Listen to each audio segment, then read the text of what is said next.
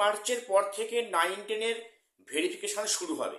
আমরা এই কথাটা শুনে আসছি প্রায় বিগত কয়েকদিন আগে থেকে, এবং এই খবরটার সূত্র হলো স্কুল সার্ভিস কমিশনের যিনি চেয়ারম্যান উনি একটি সংবাদ মাধ্যমে এটি বলেছেন যে 20 মার্চের পর থেকে নবম দশমের ভেরিফিকেশনের কাজ শুরু হবে।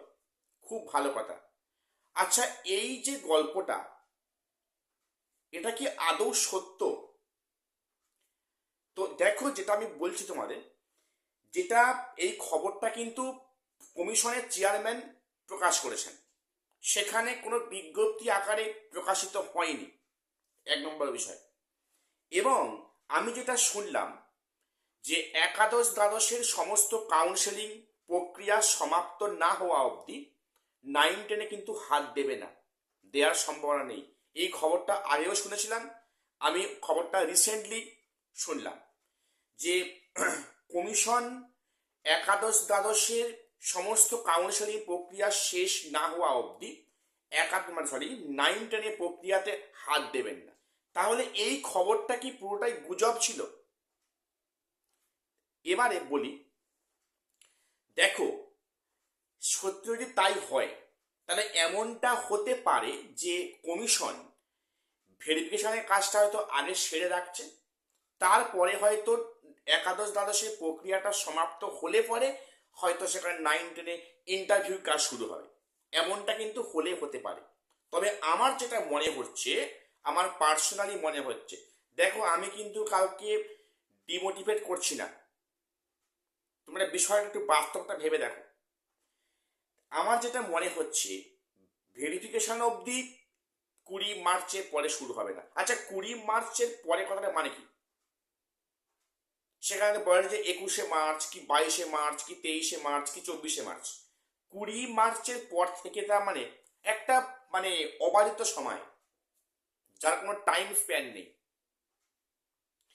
তো এক্ষেত্রে আমার যেটা মনে হচ্ছে যে একদিকে যে কমিশন একসঙ্গে গ্রুপ সি গ্রুপ ডির জন্য একাদশ দ্বাদশের মানে কাজ করতে পারছে না, সেটা মানে কমিশনে উল্লেখ করছে, তাহলে সেখানে একদিকে একাদশ দ্বাদশের কাউন্সিলিং এবং কমিশন বলছে নাকি 9-10-এ ভেরিফাই প্রক্রিয়া এবং তার পাশাপাশি নাকি ইন্টারভিউ প্রক্রিয়া চলবে।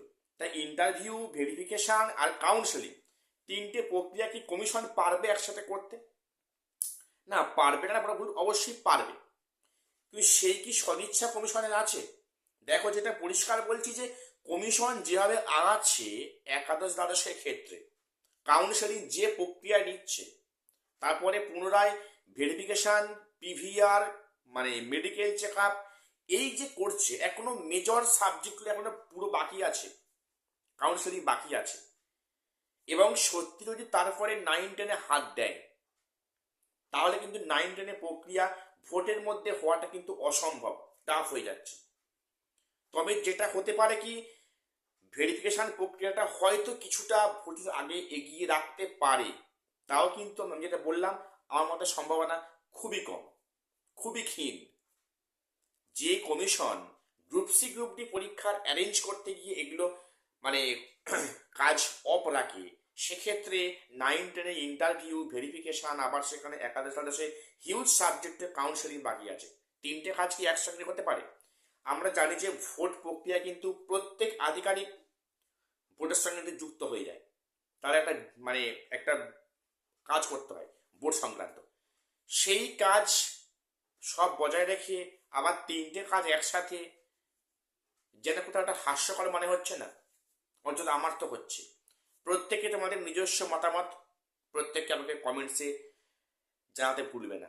আর হ্যাঁ, বলবো, তোমরা কিন্তু যারা 9-10-এ ডাক পেয়েছো কল ফর ভেরিফিকেশন, তারা প্রত্যেককে ইন্টারভিউর জন্য এখন থেকে প্রিপারেশন নাও। এখন না হলে ভোটে পরে তো হবে। তোমরা কিন্তু তোমাদের মানে পড়াশোনাটা কন্টিনিউ করো, আমার এটি বক্তব্য আছে। তো প্রত্যেকের চ্যানেলটা সাবস্ক্রাইব করে দিও এসএসসি বা পিএসসি গুরুত্বপূর্ণ আপডেট পাওয়ার জন্য। আর শেষ করলাম, দেখা হচ্ছে পরে কোনো ভিডিওতে।